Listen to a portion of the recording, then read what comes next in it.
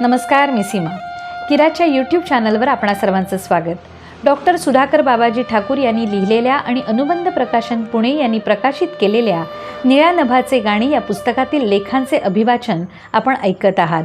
आज मी आपणासमोर तुम्हा तो मोबाईल सुखकर हो या लेखाचं वाचन करणार आहे. मोबाईलशिवाय एवढे दिवस लोक जगले बाबा बरे. तेच चेहरे पाहून आणि घरातल्यांशी शेजाऱ्यांशी बोलून बोलून त्यांना कंटाळा कसा येत नव्हता. तेच निळे आकाश, तीच हिरवी राने आणि तीच लाल काळी माती पाहून त्यांचे डोळे चुरचुरले कसे नव्हते. रात्री लवकर झोपून आणि पहाटे लवकर उठून लोक ताजेतवाने राहू कसे शकत होते. दूरदूरच्या साता समुद्रापारच्या चेहराही न पाहिलेल्या अपरिचित लोकांशी गप्पा मारण्यातली गंमत बिचाऱ्यांना उपभोगताच आली नाही. परिचितांशी गप्पा मारण्यात कसली गंमत होती. देशोदेशीच्या आपल्या जीवनावर यत्किंचितही परिणाम न करणाऱ्या सनसनाटी बातम्यांचे थ्रिल त्यांच्यापर्यंत पोहोचलेच नव्हते. त्यांच्या रोजच्या जगण्यातील दुःख विसरण्यासाठी त्यांच्यापाशी काय होतं आणि त्यांच्या आयुष्यातील कसपटासमान आणि इतरांच्या दृष्टीने काहीही महत्त्व नसलेली सुख वेशीवर टांगण्यासाठी त्यांच्यापाशी काय साधन होतं. त्यांची दुःख त्यांच्या हसऱ्या चेहऱ्याआड लपविण्याची त्यांना संधीच उपलब्ध नव्हती. मला जुन्या माणसांची खरोखरच कीव येते. सतत ऑफलाईन असलेली ही माणसं जीवन जगूच कसं शकत होती. वास्तव जीवन जगणारी माणसं आभासी जगातील सुखांपासून बिचारी वंचितच राहिली. वरील ओळी मी उपरोधाने लिहिल्या आहेत हे तुमच्या लक्षात आलेच असेल. अर्थात मोबाईलची चेष्टा करणारे लिहिताना माझ्या हातात मोबाईलच आहे हेही तितकंच खरं. या मोबाईलनं आपलं सगळं दैनंदिन जीवन व्यापून टाकलं आहे. व्यापून की काळवंडून. एक किरकिरणारे बाळ सतत आपल्या हातात किंवा खिशात आहे आणि ते आपल्या जीवावर उठले आहे. ते आपल्याला कुठलंच स्वास्थ्य मिळू देत नाही. ते काही केल्या आपल्याला एकाग्र होऊ देत नाही. आपली सगळी सृजनशीलताच त्यानं मारून टाकली आहे. निवांत आणि स्थिरचित्त मनुष्य जातीच्या गळ्यात परमेश्वरानं हे एक लोढणं अडकवून दिलं आहे आणि खुरडत आणि फरफटत चालणारी माणसं पाहून परमेश्वर मिशीतल्या मिशीत हसतो आहे. आज माणसानं आपली सगळी बुद्धी आणि विचारशक्ती या मोबाईलकडे गहाण टाकली आहे आणि स्वतःला मोबाईलचा गुलाम म्हणवून घेण्यामध्ये तो धन्यता मानतो आहे. बरे, हा मोबाईलही एवढा बदमाश आहे की कर लो दुनिया मुठ्ठी में असे म्हणत माणसांनाच त्याच्या मुठीमध्ये ठेवतो आहे. मला वाटतं हा मोबाईलसुद्धा आता माणसांना कंटाळून गेला असेल. त्याला बिचाराला कसले ते स्वातंत्र्य नाही. दिवस रात्र तो माणसांच्या कुशीत वावरतो आहे. माणसांना एक वेळ त्यांचे मूल हरवलेले चालेल, पण मोबाईल नाही. माणसे मोबाईलला जरासुद्धा आजूबाजूला जाऊ देत नाहीत. कारण माणसांची सगळी बुद्धी आणि ज्ञान आता मेंदूमध्ये नाही तर मोबाईलमध्ये साठवलेले आहे. आणि मुळात आता माणसांच्या शरीरात मेंदू उरलाच आहे कुठे. मेंदू असता तर माणसे अशी थोडीच वागली असती. परवाच माझ्या एका मित्राच्या वडिलांचे अकाली निधन झाले. व्हॉट्सअपवरून धडाधड मेसेजेस गेले. काही स्वतः लिहिलेले, बरेचसे फॉरवर्ड केलेले. भेटायला कोणीच गेले नाही. बऱ्याच जणांना तर कोण गेले आहे तेच कळले नाही. कोणी मनपूर्वक श्रद्धांजली वाहिली, कोणी RIP केले. या RIPचा अर्थ आत्म्यालाच कळला नाही. तो शांततेमध्ये विसावलाच नाही. कोणाचेच डोळे पाणावले नाहीत. त्यामुळे आपल्या मरणाचे सार्थक झाले असे मरणाऱ्यालाही वाटले नाही. सगळ्यांना कसली तरी घाई झाली होती. मरणाचे कौतुक करण्यासाठी त्यांच्यापाशी वेळच नव्हता. गेलेला माणूस पुन्हा कधीच परतून येणार नाही असा विचार कोणीच केला नाही. कदाचित आपल्या भेटीने गेलेला माणूस परतून थोडाच येणार आहे असाही विचार त्यांनी केला असेल. किंवा प्रत्यक्ष भेटीत स्वतःच्या अपरिहार्य मरणाचे नको नकोसे विचार मनात येतील असं त्यांना वाटलं असेल.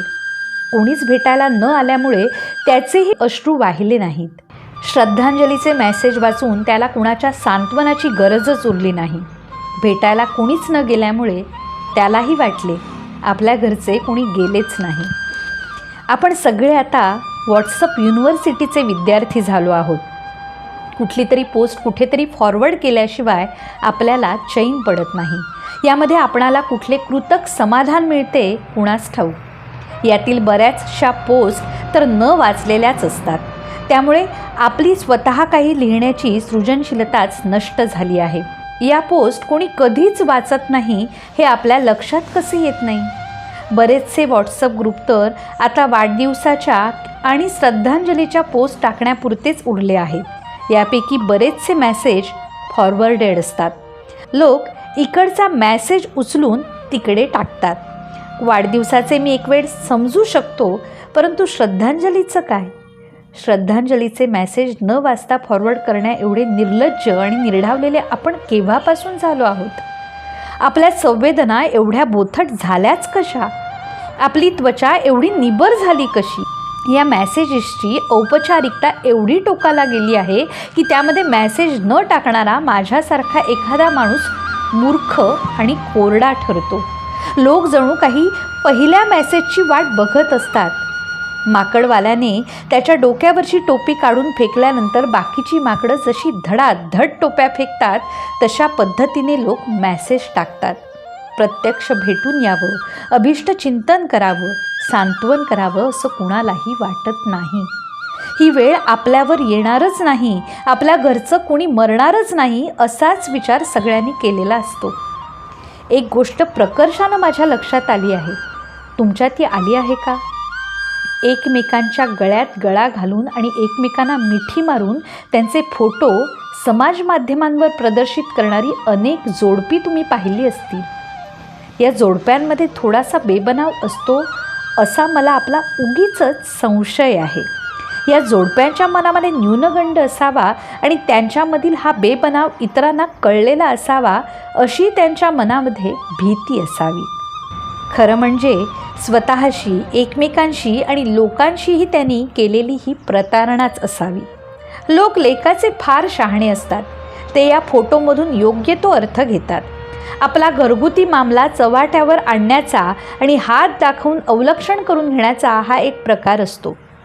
चारित्र्य संपन्न आणि निष्ठावान जोडप्यांना असा प्रकार करण्याची गरजच पडत नाही. त्यांचे एकमेकांवरचे प्रेम इतके बावनकशी असते व इतक्या वेळेला कसाला लागलेले असते की त्यांना कुणाच्या प्रमाणपत्राची गरजच उरत नाही. लोणच्याप्रमाणे या प्रेमाला हवीशी एक आंबट गोड तुरट चव असते. ही जोडपी आपले खाजगी जीवन गोपनीय ठेवण्याचा प्रयत्न करतात. असे मिठीतले आणि गळ्यात गळा घातलेले फेसबुक, इंस्टाग्रामवरचे फोटो पाहिले की मी मिशीतल्या मिशीत हसतो आणि माझे गुपित आणखीनच गोपनीय कसं करता येईल याचा विचार करू लागतो. फेसबुक मीही वापरतो, परंतु फेसबुकवर मी माझा फोटो कधीही टाकत नाही. तसाही माझा चेहरा फारसा फोटोजेनिक नाहीच.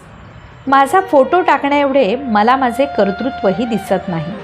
माझे, माझ्या पत्नीचे, माझ्या मुलांचे, आमच्या लग्नाचे वाढदिवस येतात जातात, परंतु त्यामध्ये लोकांना काही इंटरेस्ट असण्याचे मला तरी काही कारण दिसत नाही.